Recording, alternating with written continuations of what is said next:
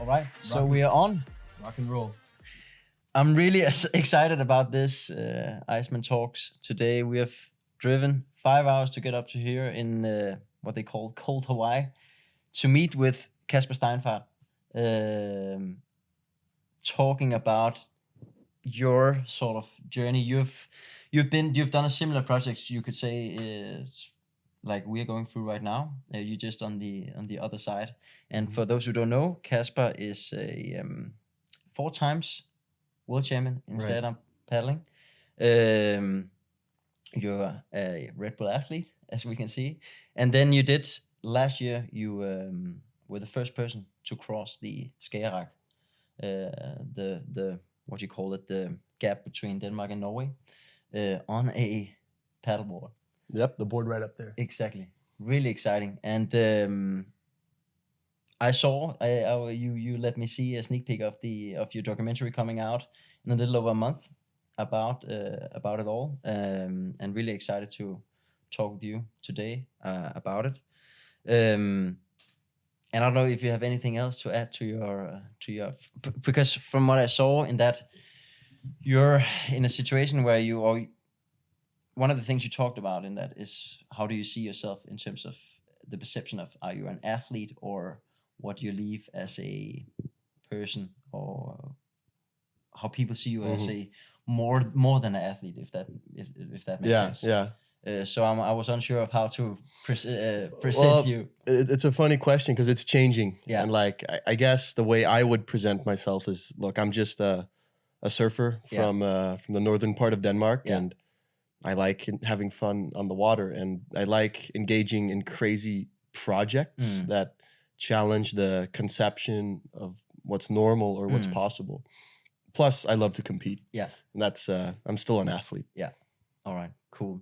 And the question you've probably had a lot and is, why did you decide to do the Viking Crossing? I mean, why is such a great question, because I mean, for me, it was probably more, why not? Yeah. Like, I grew up my whole life. My dad is from California and my mother is Danish. So I grew up in this Denmark, which was, where they chose to settle. And I quickly gained a passion for the ocean and for surfing. And I grew up with the North Sea in my backyard. And I think it's kind of like if you grow up with Mount Everest in your backyard, like, eventually you're going to want to try to climb this mountain. Yeah. So when I surfed throughout my teens, like, then stand-up paddling came into my life, and I viewed it as a vessel. It was like a tool to cross massive distances. And as I got better, like, I started dreaming more and more of, hey, is it possible to cross this legendary oceans that the Vikings crossed and that the merchants crossed to trade with Norway? And then one day I gave it a shot, and it's changed my life since then. Awesome. And so when did you get the idea? Do you remember, or was it, I mean, sort of it was building up? Like, there's different ways to look at it. Like, I think the romanticized version is like, oh, standing there with my dad, looking out at the ocean, dreaming about it when I was a kid. Actually, it was more when we're sitting in a tiny VW Lupo, like that really tiny car. Yeah. We're driving to a World Cup in Holland. Yeah. For stand-up paddling, and we're thinking about like cool projects and dreams, and we started talking about this ocean, and I must have been like 14 at the time. Yeah.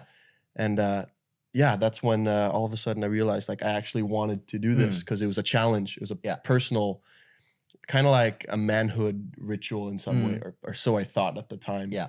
But from I started dreaming about it as a teenager to actually getting the skills to approach it, that took a long time. Yeah. So it was a long time in the making. And when did you decide then? Your first go was in 2017. And when did you decide to, now we're gonna do it? It was like, what the catalyst for me getting to do the Viking Crossing was, the Viking Crossing, as I called the project. It was when I became an athlete with Red Bull, when I signed my contract. I was kind of always looking for the opportunity to try this challenge. But it was thanks to Red Bull that we got the opportunity, the funding, obviously, to have boats and cameras and stuff to attempt it. And so in 2015, we started braining more and more on it. But it was a process that lasted a long time, and I was very busy as an athlete. You know, my main focus was on winning world titles, and I think it was like let's say like in 2016, I had just won my 3rd world title in Fiji. I just got off the plane in November, and you know, I was all high and like really excited about the experience. But as November passed on, I started like feeling this vacuum inside me. Like, look, I'm really happy to have won this world title, but I was searching for something else. Yeah. And that's when the Viking Crossing became an opportunity with Red Bull. Like there was an opening in their schedule that they would try this with me. And that winter we gave it a shot. And like, I think it was the challenge element of it that excited me. Okay. So you wanted to try something else within that field. Yeah. I mean, it goes way back, because as a surfer, like I was a surfer before I was an athlete. And I always loved going out on the ocean and learning new stuff. And as I say, Mother Nature is the ultimate opponent. Like I always like to say that I'm an athlete, but I also like doing projects outside the competitive arena. Yeah. Because that's where life really is at. That's where you're up against yourself and nature. Ultimately, you're up against yourself, because the only way to have success or to actually make something in nature is by knowing your own strengths and limits. It's kind of like if you look at an Indian tribe, you know, the young men would always go out to like have some kind of feat of strength, like try to take down a bear or like some kind of manlyhood test. Yeah. And that's kind of what the Viking Crossing was for me. Yeah. So that thing I was searching for beyond the competition took form in this ocean. And in terms of competition, you know, in today's world, a lot of people think of competition with competing with other people and very focused on what everybody else are doing. Are you very calm in yourself and what you want to do, or are you also affected by what other people think and what other people are doing? I don't know. Like, I think it's a mix, but I like to think that it's myself that I'm motivated by. And I mean, I think as a surfer, you learn to have faith in yourself and be calm. Like, it was always, the reason I competed was not necessarily because everyone else wanted me to do it. No. It's because I wanted to. Yeah. It was my choice that I engaged in this world. It was my choice when I paddle out in big waves. It's not because everyone thinks I'm going to be cool that I do it. It's because it means something to me personally to overcome a challenge. Yeah. And that's kind of symbolizes in a lot of things I do, that I like. The reason I still compete is because I feel I have something to learn. Yeah. And the reason I'm learning kite surfing now is also because, hey, I'm so stoked when I get to learn something new as well. The feeling you get from doing it. Yeah, the feeling from learning something new. And I think we as humans, it's something we have throughout our lives. It's something that defines us. Yeah. From the moment a baby is born, eventually the baby learns how to talk. Yeah. The baby learns how to walk, use its hands, create stuff, talk multiple languages. Some learn algebra. Not everyone. No. But there's a learning process where we're always capable of learning new stuff and improving our skills. And that's just, I view myself as continuation of that I want to keep improving my skills in what I'm doing. Yeah. And sometimes it takes a different environment to do that. Yeah. And going back to sort of the Viking Crossing and the Skagerrak, could you just briefly explain to those who don't know what it was about? Yeah, so the Viking Crossing, which was the name I gave the project, it was to be the first person to paddle on a stand-up paddleboard across the ocean of Skagerrak, which separates Norway and Denmark. It's an ocean that is, on the shortest point, it's 130 kilometers. It's an ocean that's notorious and legendary for claiming a lot of lives. Yeah. It's one of the worst oceans to sail in the world, because the currents are very treacherous and the weather can change on the blink of a second. So it's definitely one of the crazy mountains out there. Yeah. And I had this desire or dream to see, is it even possible? Because no one had done it before. And since it was in my backyard, I kind of felt like I had to make an attempt. Yeah. And it was just I knew it was not a question if, it was a question when. And how did the first go? Because one of the reasons why I think it's really interesting to speak with you is that the first attempt didn't go as planned. And, you know, a lot of the things we build up today, we talk about the successes, but really it's not the successes necessarily that are the important stuff, but the whole journey and the learnings we go through and the perceived failures. Because what happened in the first... Oh man, that on that first attempt in 2017, I failed. Yeah. I fucking failed. Like I had been paddling.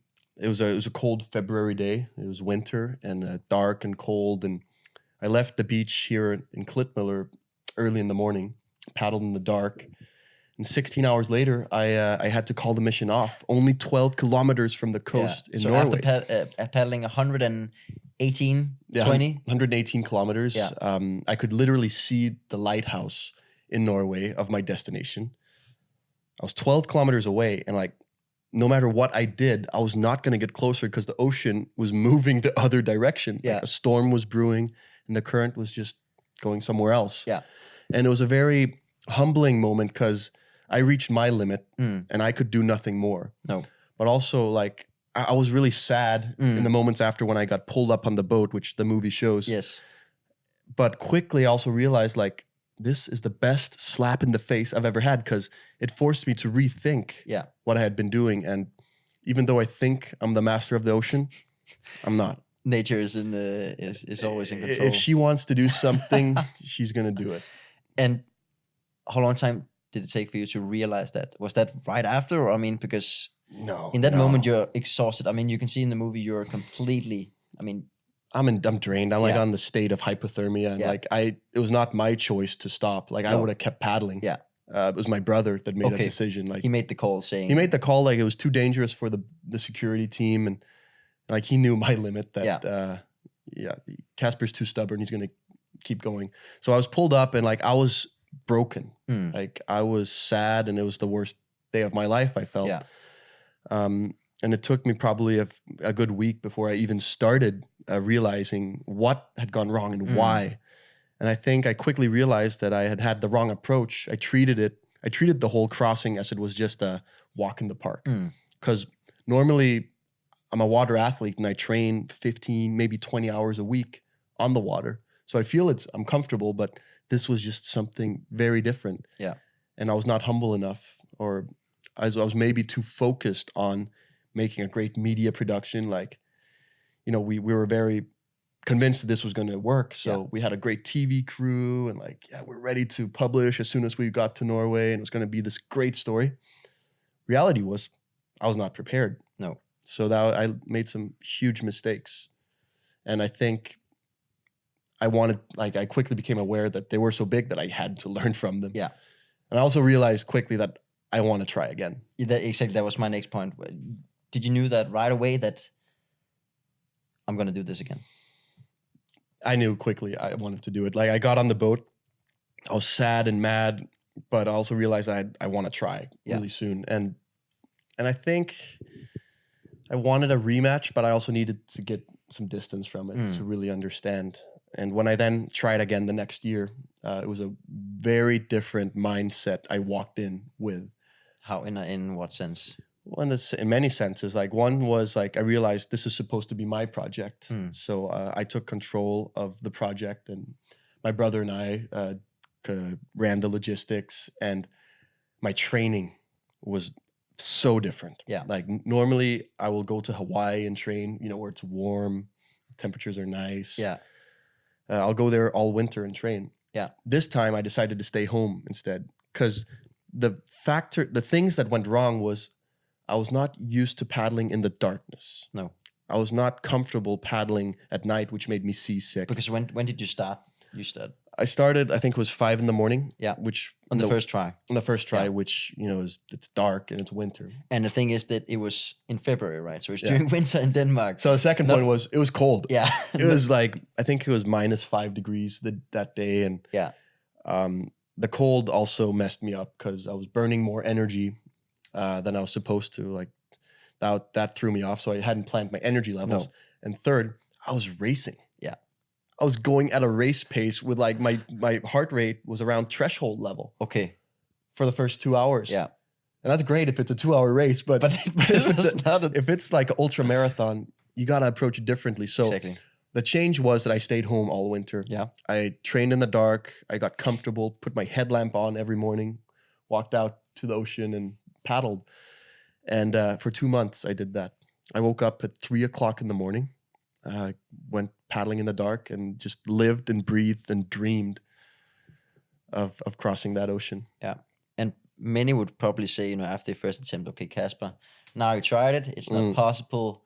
Why would you put yourself through this again? Why would you do it again?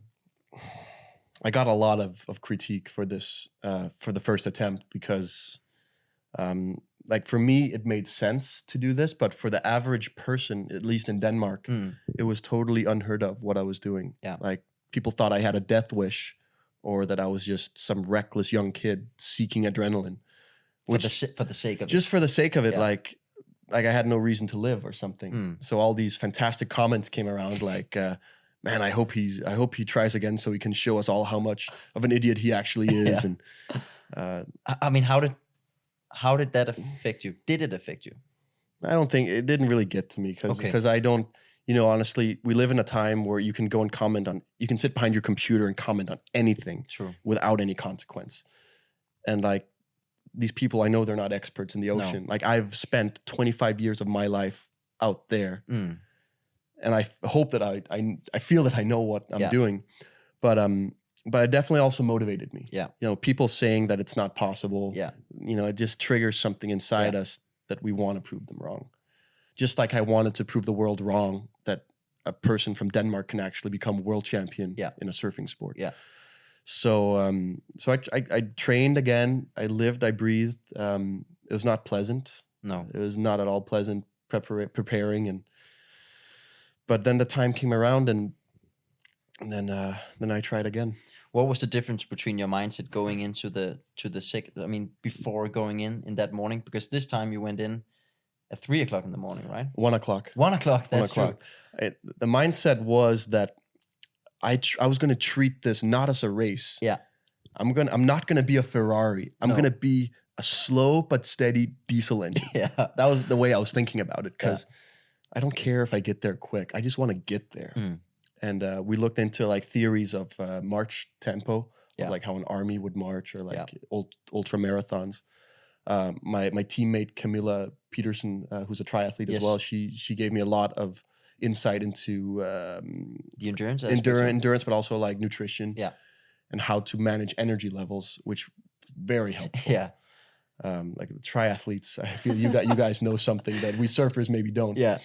But it was a different mindset, and also just like being humble and realizing that I got to go with the current. Yeah. So that's why we moved the start up to Hirtshals, which has a better current line towards Norway. And without making it too complicated, I did the things I needed to do to have the best chance of making it. And then when that actual day came around and I started paddling, I started 1 o'clock at night. Yeah. Because I also realized that the time that I'm going to be the strongest during this crossing is going to be in the beginning. I'm fresh, and it's going to be dark, and it's going to be the hardest time. And I realized if I wanted a good chance of finishing, I had to do it I had to finish during daytime. Yeah. Because that's when I'm going to be the most tired. So starting early definitely helped as well, but it was not pleasant. Standing on that beach, 1 o'clock at night, like I slept during, what was it? I had dinner 12 o'clock in the middle of the day. 12 o'clock? Yeah. I went to bed at 2 o'clock in the afternoon. You went to bed at 2 o'clock in the afternoon? Yeah. I mean, like for 2 months prior to this. But did you change your... So 2 months prior to the whole project, I had gone to bed like 5 o'clock in the afternoon, gotten up at 3 o'clock in the morning. So I was used to this. Yeah. But it sounds so crazy. Yeah. But then I woke up at 11 o'clock at night, had my morning little breakfast thing, ate some oatmeal. You woke up 11 o'clock. The people have not even gone to bed at that time. No, exactly. That was the weird thing. Like the day was not even over when your day started. The whole team was standing there, and like I thought it was morning, and like they were like ready to have an evening beer or something. But and what that was the thing I thought about when you what about the team? Did they change their schedule as well, or were they just pulling a all-nighter? They pulled an all-nighter. Okay. Like, I have so much respect for those guys. I think my brother and my friend Ollie, they stayed awake for 2 or 3 straight days almost. God. Like during the project and also afterwards, in the whole media process. Yeah. But yeah, that was the thing. It was not just me. It was a team effort completing this crossing, because I could not do it without experts around me in every single field. No. Yeah. So it was. How has that been? It was your dream, but you couldn't do that dream by yourself. No, definitely not. I mean, I like to think that I'm an athlete that's strong and can do many things, but reality, the first crossing showed me that, Casper, you can't do it alone. No. And also, I think the project taught me it's okay to ask for help. Yeah. Because crossing Skagerrak was my dream. It was very personal. It was very ego-driven in a sense, where, I need help, but why would you actually want to help me? That was the question that was going around in my head. Yeah. It was like when I asked the navigator or I asked someone that could help make food for the crew, like, could you please help? But that was almost just as hard as paddling across the ocean. Yeah. Was coming to terms with myself that it's okay to ask for help. Yeah. Because, like, my friend Frederick, who was one of the photographers on the crossing, I was humbled because he's a really good photographer that he wanted to help. Yeah. And he took me aside at a point and said, like, Casper, I'm so happy to be part of this. And like, I didn't have the budget to pay him properly, and I wish I had. Yeah.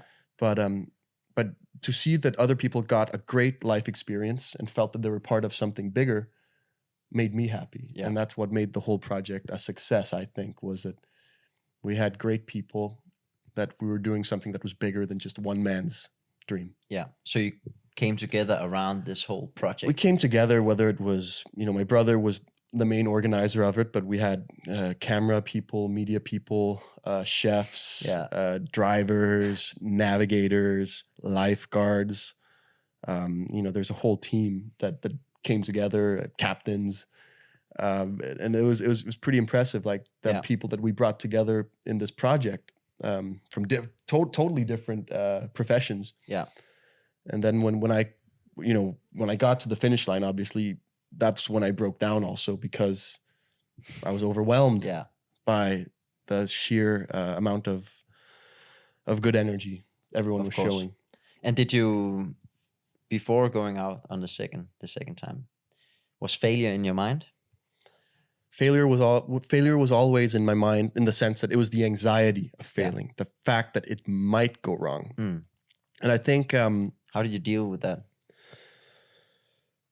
It's hard, because I think I'm used to dealing with it as an athlete. Yeah. Like, I might not win this race, but I also, if I start focusing on that I might lose, that's when I'm gonna lose. Yeah, just like if you go skiing in a forest and you look at the tree in front of you, you're probably gonna hit the tree. Yeah.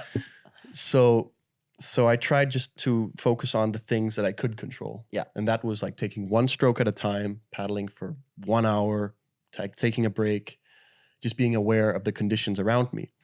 But the fear inside my head was not so much the things that I knew, it was the things that I didn't know. Because from the year before, I had learned about the darkness and the cold and seasickness. Yeah. So I knew that I was prepared for that.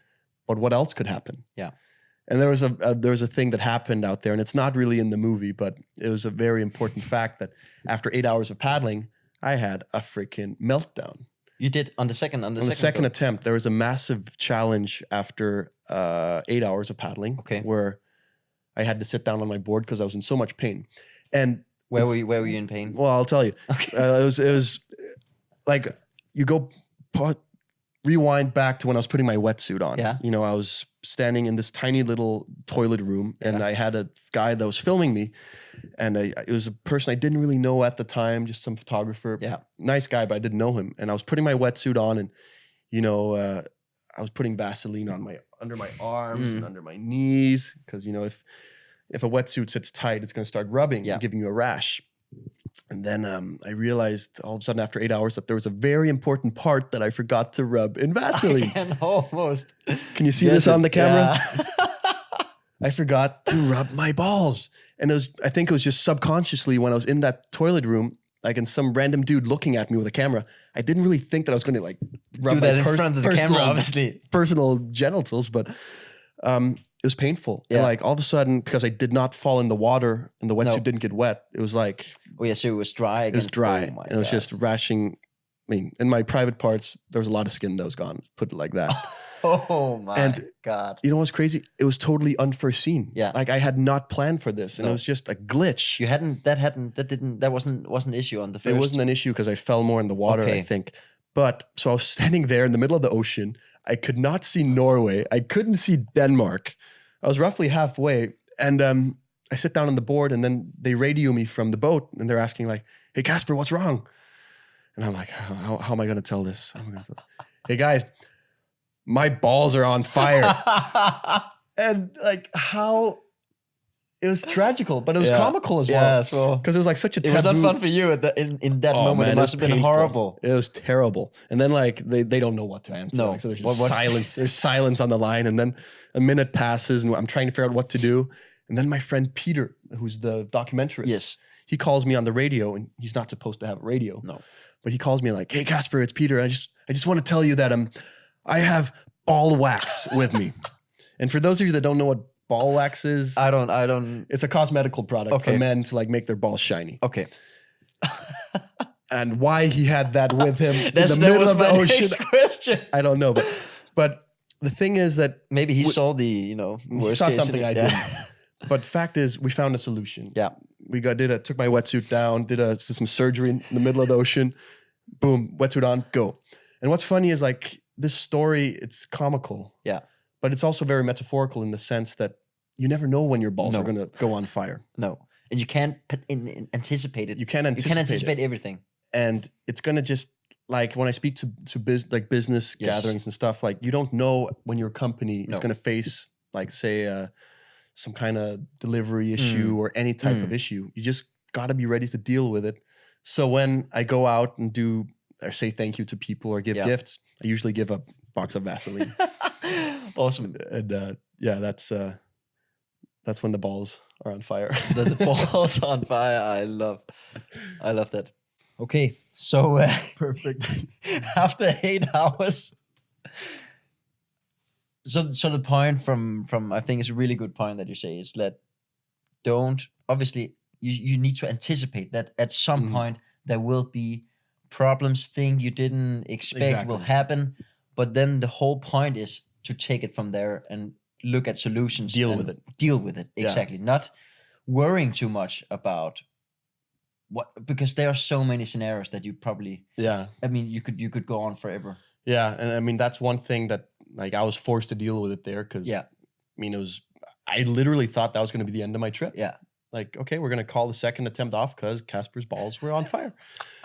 But then again, also it was nice to have a team around me that it was not just, I was not just ready to deal with it. No. Everyone was ready. Yeah. And like, there was also a point when in the middle of the night, when I was paddling, it was, the temperature was minus 10 degrees Celsius. Minus 10 degrees. Yeah. Like salt water was freezing on my board. Yeah. Because for those who don't know, salt water, it can actually be below zero. I think it's like -2, it starts freezing. Yeah. So it was cold. And my hydration pack froze. Okay. So like I was sucking on the tube and like all of a sudden there was slush ice that was coming out and all of a sudden nothing was coming out. Oh my God. So that's again like, guys, problem. And like my brother and the guys were quick, like, okay, hot water, more salt. And then we found a solution. But that's also what you want to do when you're in a project like this, whether it's climbing a mountain. You want to be surrounded by people that you trust, and that are capable of acting, and not freezing. No, but making dealing with it and focus on what proactively what can we do about it? Exactly.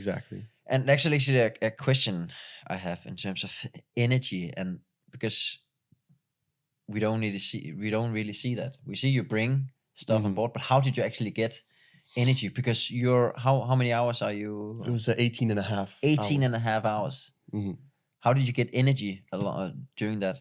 I needed a lot of energy because I was paddling fairly actively, but also I was in a wetsuit and generating a lot of heat, but it was also cold outside, so I was burning a lot. Yeah.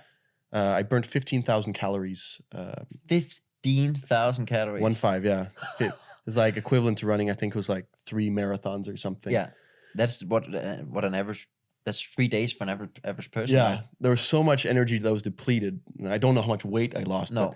But basically, Camilla, my teammate, told me like, hey, you got to take breaks like every 45 minutes. Yeah. Just to make sure you're constantly eating. So every 45 minutes, I would sit down for 5 minutes. I would eat I'd alternate between eating like a sandwich or a piece of fruit or an energy bar, rich in energy. But it was difficult because it was such a long duration that I could not just use quick carbs. No. Like not just sugar. No. I needed some fibers and something that would last longer. For the engine to... Because you can eat sugar and just Snickers and stuff, and you'll be fine for maybe up to 8 hours or something. But your body can... And then you're going to have other problems. Other issues. You're going to have major stomach issues and stuff. But then, I'd sit down every 45 minutes, eat, drink. I had a hydration pack with me with electrolytes as well. Yeah. So it was, I just really focused on eating. Because I was prepared to actually paddle for up towards 30 hours. Okay. That was what I was... That was what you were mentally prepared for? Mentally and physically was what I was prepared for. So I had a hydration pack on me. I had a pouch on my waist where I had a lot of food with me, enough for like 6 hours at a time. Then I would send a shopping list to the boat where my brother would... How did you send the shopping list to the boat? I had a radio. So I was paddling with... I had a radio on me. Yeah. Where I could just click this button and I would communicate with the bridge on the mothership. Yeah. Where they would... And we're talking about it. It's not people think when you say a boat, it's... There was 2 boats. There was a smaller rib boat, like a Zodiac, that was trailing me close with lifeguards in it. But because it was a winter project and say something went wrong, they had to be able to pull me into a warm area. Yeah. So we had a big boat, like a catamaran boat that actually is used for servicing offshore windmills. Yeah. But but we had some good contacts and there was not a lot of windmills that needed fixing. No. So we used that. And I interrupted what you were saying. There was, how did you, so then you communicated to the boat, to the... to the bridge and and they would my brother there would provide, he would go in my suitcase where I had all my energy stored and he would send me, fresh sandwiches or energy bars, fruit, Red Bull if I needed it. So there was, I was supported, but it was, I couldn't carry all the stuff at once. No. I was eating a lot of food. Even though I burned 15,000 calories, there's no way I ate that much. That much, no. Of course not. And for 18 hours, that's a long time on water. Mm. What went through your mind during that? I got to think about a lot of things during that time. Why the hell am I doing this? Was that one of them? Oh, it happened so much. 1 o'clock in the morning when I was standing there on the beach looking out into this darkness. Yeah. It was overwhelming. That was the first thoughts that occurred to me, that this is not possible. Why am I doing it? Just pack up, go home. Because when I watched it and you see in the documentary, you see you walking out through the first waves coming in. I thought, what is going through the guy's mind? And that's interesting because it's a very long clip as well, walking in. Yeah. And I think Peter, the instructor's idea with that scene as well is actually to let the viewer think what is going through your mind at that time. What's going through the viewer's mind. Yeah, the viewer's mind. Yeah. And I was just focusing on, at first it was one step at a time until the water got deep enough, and one paddle stroke at a time. Yeah. Because if I only focused on, I was going to paddle, say 130 kilometers, which the straight line is. Yeah. It was too much. Yeah. And it was just, I had to break it into pieces, whether it's just paddling for 1 hour, 45 minutes. So you focused on... You make partial goals. Yeah. And what would happen then is those goals would become smaller and smaller as I progressed. At the end, I remember I was looking at my watch every 5 minutes, did I move anywhere? And I have this thing I say when I'm out doing speeches where I ask people in the audience, have you ever stood on the start line of a marathon? Have you ever run a marathon and thought, man, that was a crazy task when you started it? Yeah. Maybe 1 or 2 people will raise their hand yeah, I ran a marathon. I ask, has anyone ever run a half marathon? A few more hands come up. Yeah. Then I ask 10 kilometers. And a lot of people have done that. Then I ask the question, have you ever waken up in the morning and walked out to the toilet to take a piss and felt that was far? And everyone raises their hand. And it's all relative, because if you think about a challenge, whether it's writing a school essay or something, like it can be a daunting task, overwhelming. And you have to start somewhere. And the way I did it was just break it down one piece at a time and reward myself. Yeah. Maybe give myself a nice peanut butter jelly sandwich after 1 hour. But that was kind of what drove me. So that's really a practical thing that you think people can take away from it. I think break your big goals. Yeah, break the big goals down into smaller ones. Like no matter if you're paddling across an ocean, doing an Iceman on Antarctica, or just writing a school assignment. Yeah. Like anything it applies to. Yeah. And that definitely helped me keep going. But I still had a lot of time to kill out there, and I got to really reflect on what I was doing and like maybe what it meant to actually actively pursuing one of my dreams. Yes. What would this mean? And what did it mean? Because you made it. I did make it. I mean, after various challenges. When did you realize you were going to make it? The point that I realized I would make it was when I had crossed the 12 kilometer barrier where I was left, but still then it was uncharted territory. Yeah. And like, it was like walking into a minefield that I didn't know where the mines were. No. The point where I knew that I would make it was a kilometer before the goal, when I could see the flashing lights on the beach and like the cameras, and like, it was like the cameras with the blitzes were like cannons, boom, boom. And then I look sideways and I see an iceberg. And I see this little tiny iceberg floating around, and like, I was looking at the finish line, iceberg. I want to go on that iceberg. So I paddle over, and like, I'm completely drained. My legs are freaking out. Yeah. But for some reason, I was just so psyched and happy that I climbed onto it and yelled out and, just made a big Viking roar. Yeah. And at that point, I knew it was home. What was the feeling at that point? What went through your body? There's this feeling called euphoric. Mm-hmm. It was like I was living in a dream. Yeah. I was all my senses were so awake. I was feeling, tasting, smelling, touching, being where I was, and like I remember it very, very detailed. Like I remember everything from those next 2 hours. It was the biggest moment of my life, the biggest achievement. Like all my 4 world titles prior to this were they were great, but this was something bigger. Yeah. And why was it bigger? Because it was a goal I had set myself, and there was no equation to get it. Like there was not a formula I could follow. This is how you cross this ocean. I had to, like, by trial and error, figure out what's X and Y in this equation. And I think that's why it was bigger, because it was something I set upon myself. It was like a world championship, you're fighting against a lot of other people. Here, I was mostly fighting myself. And I don't know. It was so overwhelming that I'm still reflecting, like talking about it right now. You get the feelings? I'm emotionally overwhelmed. I mean, I remember the warmth of knowing I was going to make it, and like hugging my mom on the beach afterwards. I remember that. Have you ever been more alive than in that moment? No, I've never been more alive, and I've never been more dead at the same time. Like I was just... You were physically dead. But... Physically dead. I remember like paddling to the dock, and like the dock was like, this height, overhead high. And I couldn't get up. No. So I just like somehow managed to lift my arms up, and like 2 people, Ollie and my friend Lars, grabbed me. Pulled you up. Dragged me up, and then all the cameras were rolling. And then another part of the project came to life where, for me, like I had reached my goal, which was to finish. Yeah. That was alpha omega for me. And then all of a sudden there was an interest in hearing about the story, and everyone that had been following, which I didn't know anything about. No. Like I was just so focused on paddling that my media team, they had been working for 18 hours as well. Yeah.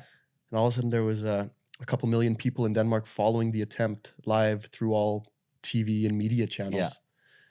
Yeah. And it was a snowball. Like that's actually the most overwhelming now, still hearing stories about how did these people experience this trip.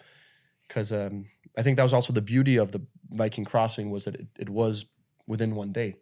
So people jumped onto it in the morning, and then they could see the progress. Yeah. And I think people would always like check in, like, yes, is he going to fail again? Some were perhaps hoping that that would happen. Unfortunately, probably, yeah. I mean, whatever. I was very touched. And it was dark when you came and landed again.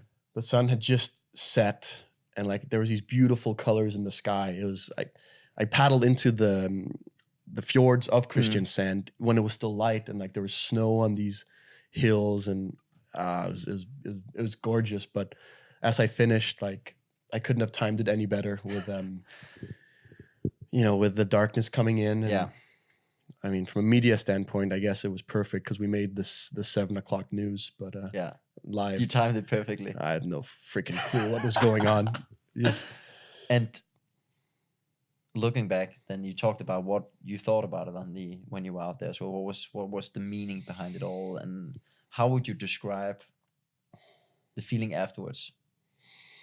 The feeling immediately afterwards was one of happiness, one of excitement. I could not sleep the night afterwards, even though my body was in so much pain. Yeah.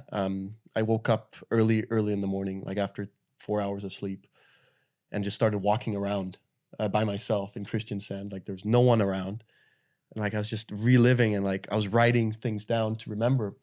But to this day, I still remember everything very clearly, and it was a feeling of accomplishment, like a dream that had been achieved, that, everything had gone well.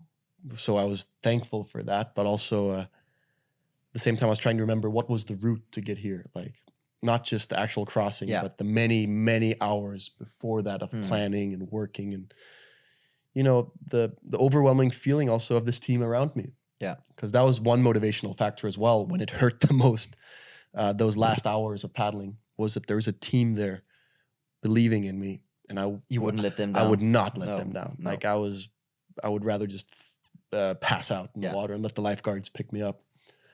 But if it had only been yourself, would you have made it then? Well, depends if I'd found another source of motivation. Yeah. And I think I have a strong personal drive, but no, the reason this was a success was because of the team that fueled me, and then afterwards, what became my next fuel was obviously sharing the story. It was never my main motivation, but like we got calls from all kinds of TV stations that wanted to talk, and I was very, very humbled, honored that so many people found this this egotistical journey. In a sense, why did this touch so many people? Yeah, I'm still trying to understand that. Trying to understand it, and why do you think? Well, I think there's many reasons, but one is there's a connection. Some people maybe knew me and wanted to follow me. I think the fact that I had failed once also was interesting. Makes the story a little more... it makes it more intriguing. Exciting. Like, will he fail again? Yeah. And I compare it to the story of Ulysses in ancient Greece, where, he's sailing back home from the Trojan War back to his island of Ithaca. Yeah. And Ulysses, I mean, he's the archetype in some sense for the modern hero. And we all love the story of a modern hero, of like they overcome the impossible through challenges. And one can then talk about Ulysses. He learned a lot of stuff on his way home, like overcame all these obstacles. And people, from what I understand, we all like heroes. Yeah. And identifying with one, or like seeing someone do the impossible. I think it's cool, like this guy Rasmus Krag that's attempting to climb Mount Everest without artificial oxygen. Yeah, that's actually cool. Another guy I'm hoping to. I want to talk to that guy as well. We can do it together, maybe. Yeah, but that's, I think that's the interesting part, and like why people chose to follow, I will maybe not understand, but I hope that their interest in it will has given them something that they can take with them. Cool.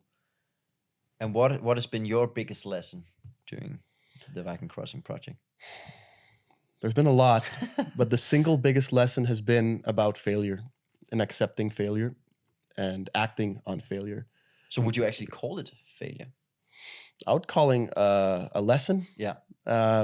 Failure is only, the way I say it, failure is only a failure if you neglect to use it for something. Yeah.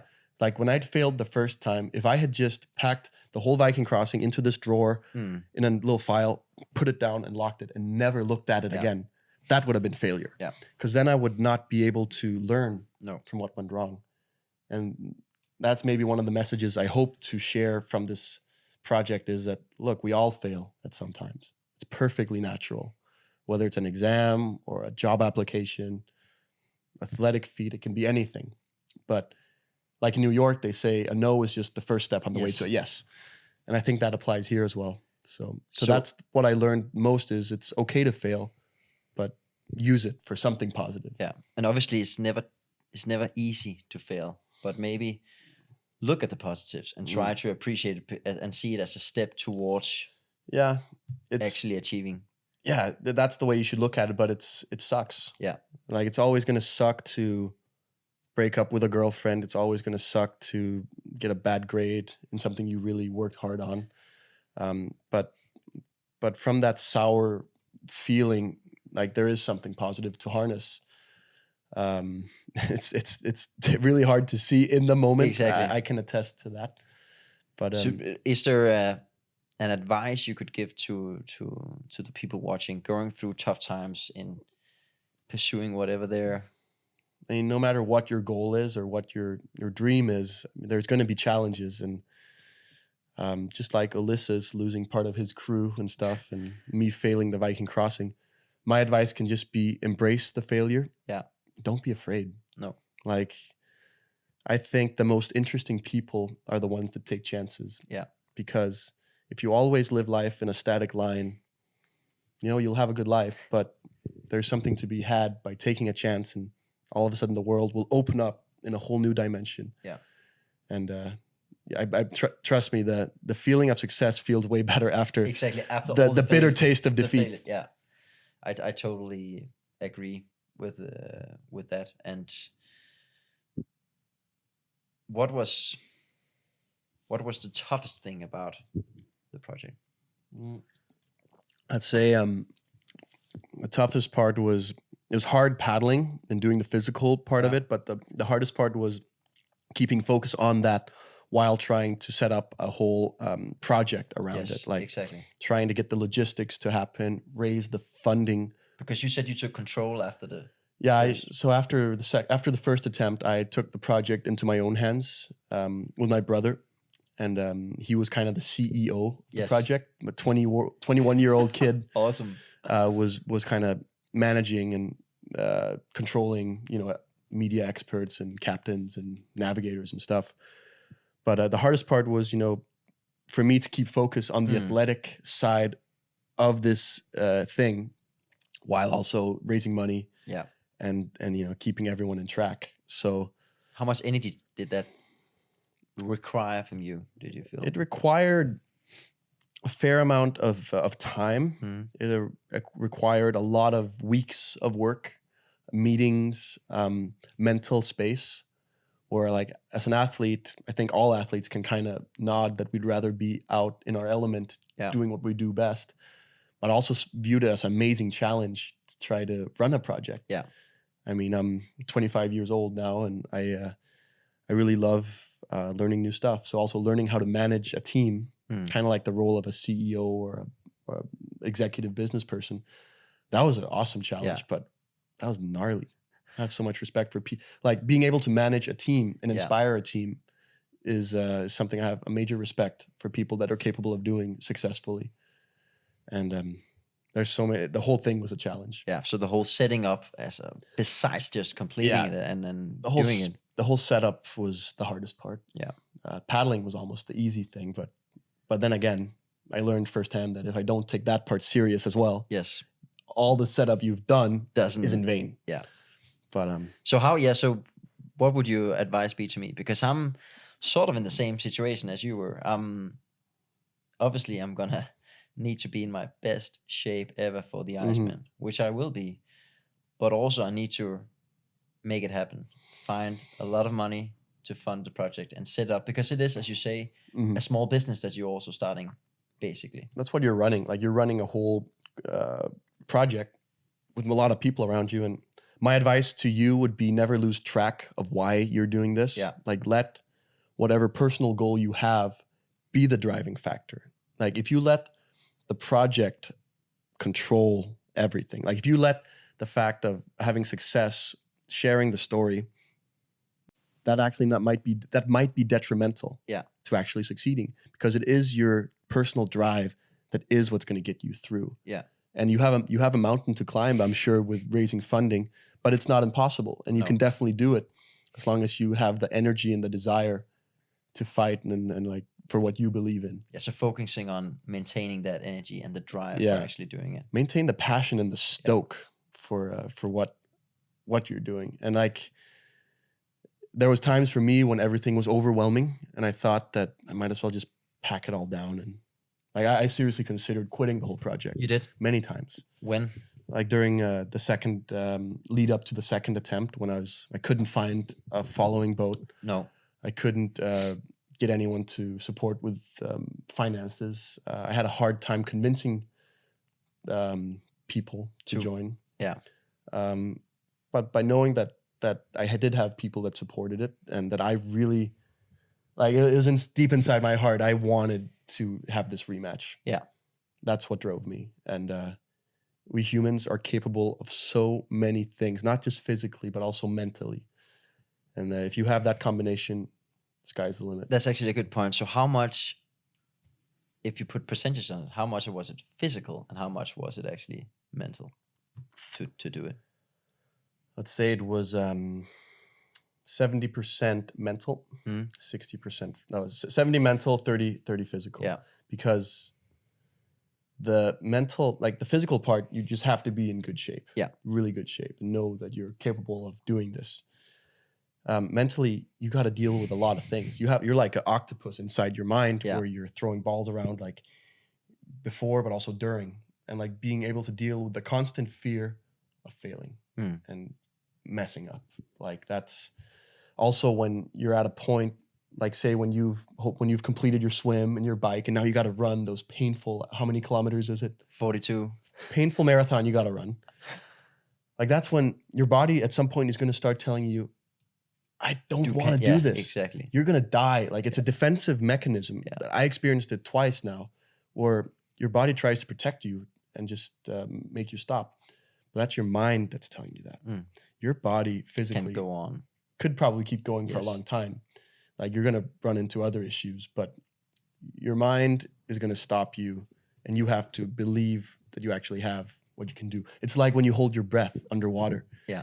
If you start panicking, or you start not believing that you can hold your breath, I mean, that's when you have a problem, because your body can probably hold your breath at least double the time that you think it can. Actually, I experienced this firsthand in January, where I did obviously I have to get used to ice water. So I gave myself an ice water challenge to see how much longer I could stay in ice water within 7 days. And the first day I was in for 35 seconds, which doesn't sound that impressive, right?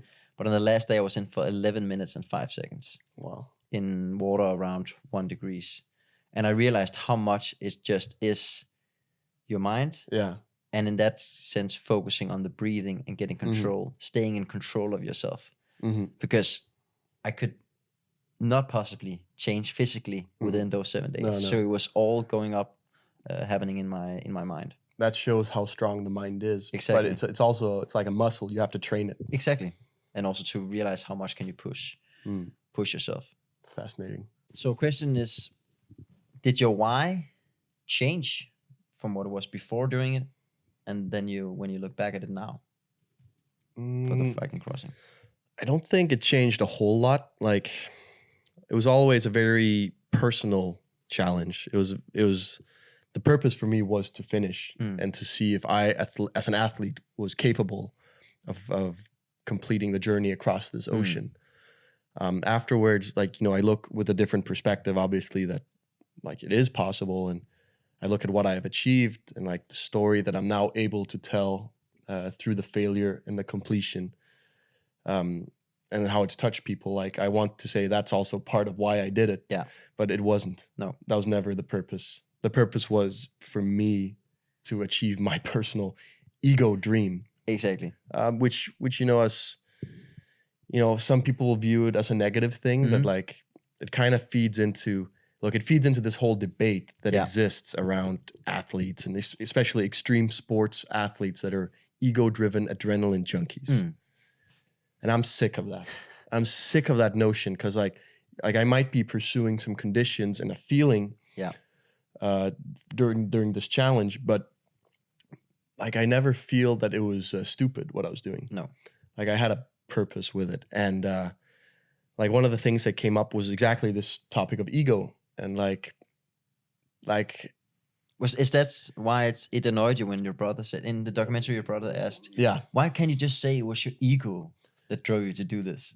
Because I'm not that person. I'm not a person that will walk out and like look at me, I'm so good. Maybe it's because of the place I'm from in Denmark. I'm here in the West Coast in Jylland. Like, you know, we're very subtle people. We're humble people, I like to say, but also like I won't stand out in a crowd. It's just not who I am. So when my brother challenged me in the movie about why don't you let it drive you? It triggered something deep inside me, because when I looked at each and every one of these people that was part of the journey, making it possible, the crew, the navigators, even my brother, like, why are you helping me? Because this is my dream. And as I say, why are you part of it?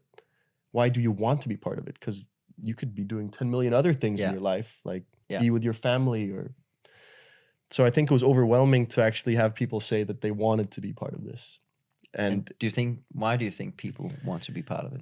I think it's hard for me to say, but I think it gave people a sense of belonging, of meaning, of an importance of contributing to. Like each and every one of them were experts in what they were doing, whether it was like they were contributing their time and their skill to make something happen that was bigger than me and bigger than all of us.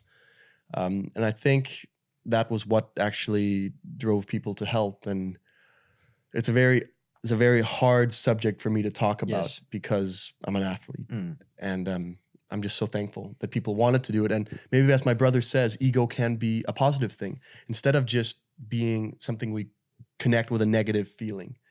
Because I feel in society nowadays, when we, especially in Denmark, when we say I, you quickly become stamped as like you're some focused, self-centered, ego maniac driven. And I don't think you have to take it to you don't have to be an extreme with your ego, like saying that it's me and I'm better than the rest of the world. Like, just acknowledge that, look, what makes life interesting is that there actually are some people that are driven by crazy things, and they make all of us do it with them. Like, I'm so fascinated by this guy, Lenny, who is one of the best all-round watermen in the world. Kai, he's talented at everything he does, but he grew up as a surfer, and they really wanted him to. The coaches wanted him to perform as a shortboard athlete, and Kai didn't really want to do that. Like, he was fascinated by the whole atmosphere of water sports, and like he's going against the grain. Like, instead of specializing in one thing, he's doing everything, and his ego to be the best. Kai's ego to be the best all-round waterman has got me captured. Like, you're fascinated and inspired by that. I'm deeply inspired. And without Kai being the person he is and having the egos to achieve his dreams, I wouldn't be getting these ones. No. So ego is a necessary thing. It also drives other people. It inspires other people. Exactly. And I think we just have to have a honest debate about ego and how it definitely has its place. And another question that I can imagine you've also got, and that I'm also getting, is why does it have to be so crazy? Is there enough? I mean, why does it have to go so far? It's a good question, and I like it. I like that it's extreme, but I think the reason that I chose to do it in the winter was because it fascinated me. Like, I'm an athlete and I spend 15, 20 hours on the water every week. So even if I did the crossing, say like in the summer, when the days are long and the temperatures are more humane, it would still be a challenge, but it would be easier.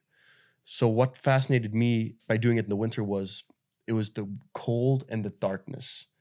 And there were like X and Y in an equation, and I had to locate them. And that was like, no one had done it before. So that was what really intrigued me. So it's kind of like if you ask a mountain climber, ask Rasmus, why are you climbing Mount Everest without oxygen? And why are you doing it from one of the hardest sides possible? It's because it's a challenge for him, I assume. For me, definitely, it was something that forced me to dig deeper inside myself and find new skills and learn new skills.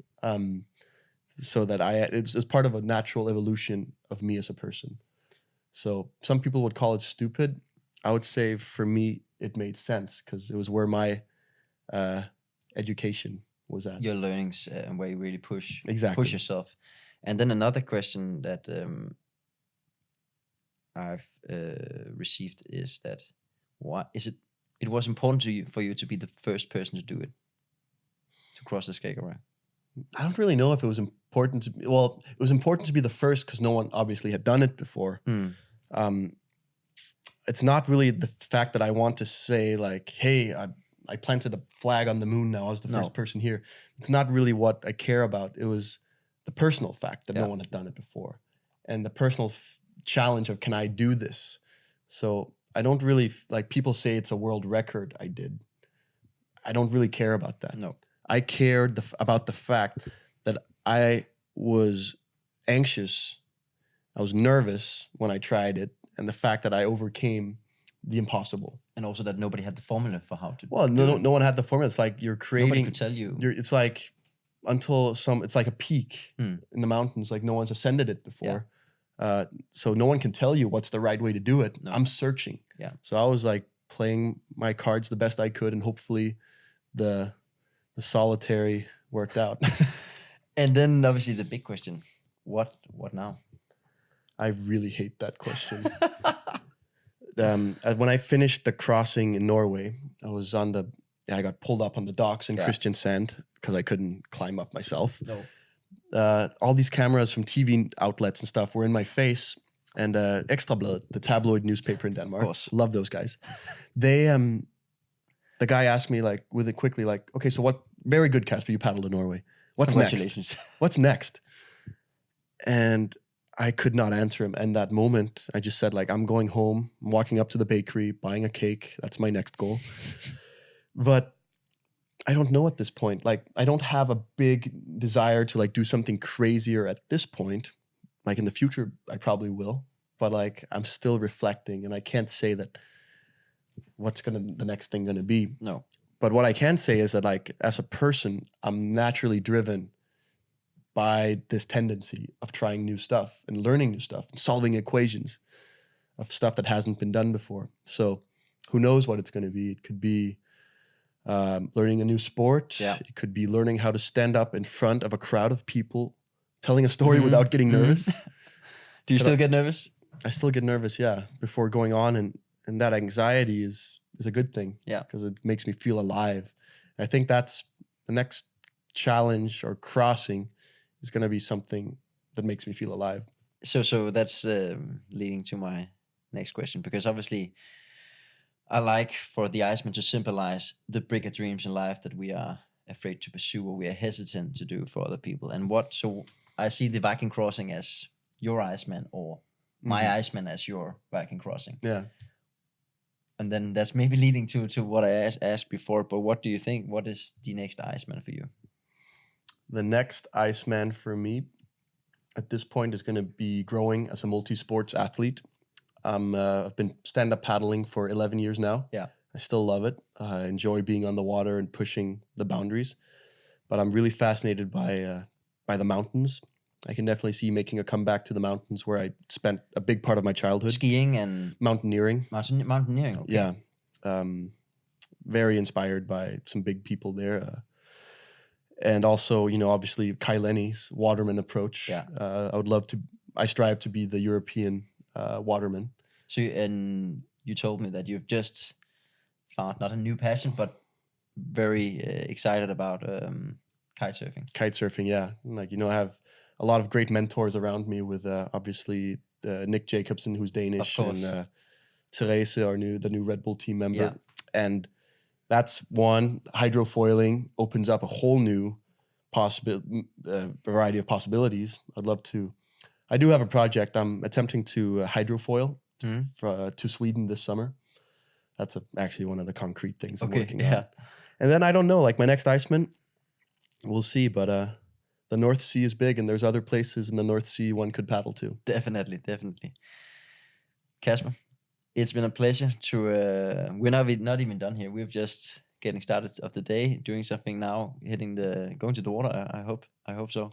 Waves are on fire. So. Exactly, but it's really a pleasure that you're having us, visiting you here in Klitmøller, and it was awesome to have a talk about your project, your dreams, and your sort of mindset behind it, and pass it on, hopefully, to a lot of listeners. I hope you and other people can take bits and pieces. Are there anything that you want to leave specifically?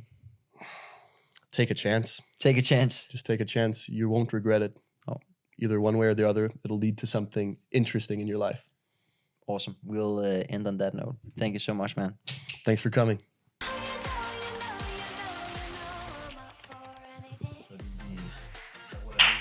Oh my god. Sorry about that. Okay, we start. I got it in my ear as well. Did you as well? I did as well. Oh my god, I'm sorry. I'm sorry about that.